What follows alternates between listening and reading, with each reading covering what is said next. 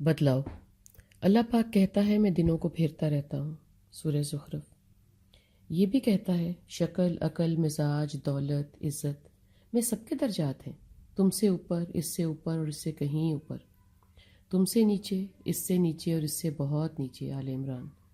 سو جو قرآن پڑھتا ہے اس کو ہمیشہ یقین کے دھانے پہ رہنا چاہیے کہ اگر وہ وقت نہیں رہا تو یہ بھی نہیں رہے گا، اسے ہی توکل کہتے ہیں۔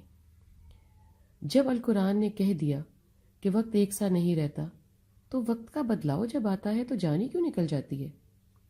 ہر وقت تیار رہو کہ کچھ بھی ہو سکتا ہے۔ حالانکہ ہم اوپر جانے کے ہر رستے کی توقع ہر وقت رکھتے ہیں، مگر نچلے رستے کی طرف کا سوچتے ہی دل و دماغ ڈوبنے لگتا ہے۔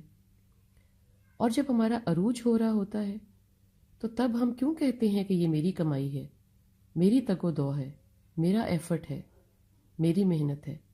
حالانکہ سب کچھ اللہ ہی کی طرف سے ہے، کیا عروج کیا زوال، یہ القرآن کہتا ہے۔ تو بھلے میں قرآن پڑھنے والا نہیں بھی ہوں تو بھی میں وقت کے پھیر سے واقف ہوں۔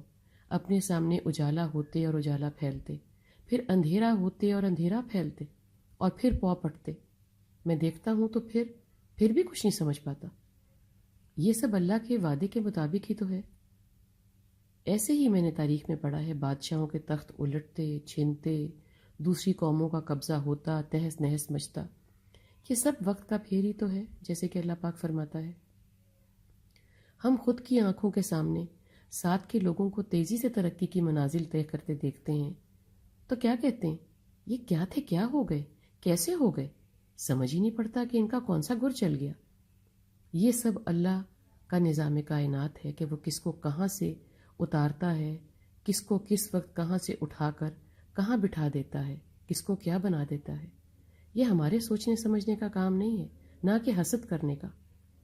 ہمارا کام ہے خود کے لیے محنت کرنا اور باقی سب اللہ پہ چھوڑ دینا۔ وہ ہی وقت کو پھیرتا پھراتا ہے۔ نیچے کی طرف جاتے حالات سے مایوس ہونا، بے سہارا، بے آسرا اور رد کردہ خود کو نہیں محسوس کرنا، بلکہ کوشش میں لگے رہنا ہے اور دعا گو رہنا ہے کہ میرا اللہ مجھ پر کرم فرمائے اور میرے کردہ نہ کردہ گناہ مجھے معاف فرما دے۔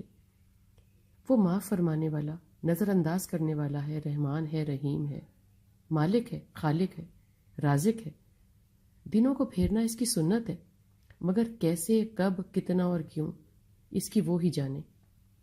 جو ہمارے اختیار میں نہیں ہے، اس بحث میں وقت پر بات کر کے کوئی خاطر خواہ نتیجہ نہیں نکلنے والا۔ ہاں، کوشش، محنت اور دعا کو وہ دیکھنے اور سننے والا ہے ضرور۔ سچی لگن کو وہ کبھی بے اجر نہیں کرتا۔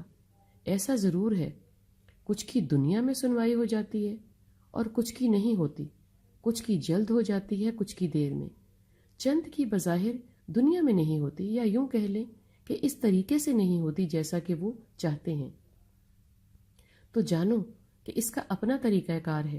وہ کچھ افراد کا اجر آخرت کے لیے اٹھا رکھتا ہے، ہم اس کے ہی ماننے والے ہیں۔ ہم کو تو معلوم ہونا چاہیے کہ وہ منصف ہے، وہ عادل ہے۔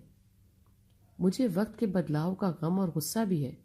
غصہ ہوتا ہے نا دوسروں پہ کہ ان کو کیسے مل گیا، انہوں نے کیسے پا لیا۔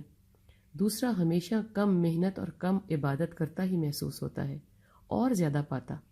درا حالانکہ ایسا بالکل نہیں ہے، ہم کو ہمارے کیے کا پھل ملتا ہی ہے۔ ہم نادان ہیں، اللہ سے ہی سوال کر ڈالتے ہیں ایسا کیوں اور ویسا کیوں۔ وہی ہے جو نظر انداز کرتا ہے، بد تہذیبی، جلد بازی، نا امیدی۔ سمجھنے سمجھانے کی بات یہ ہے کہ خود کے جو کرنے کا کام ہے وہ کرو، خود کے جو اختیار میں ہے اس کو جانو۔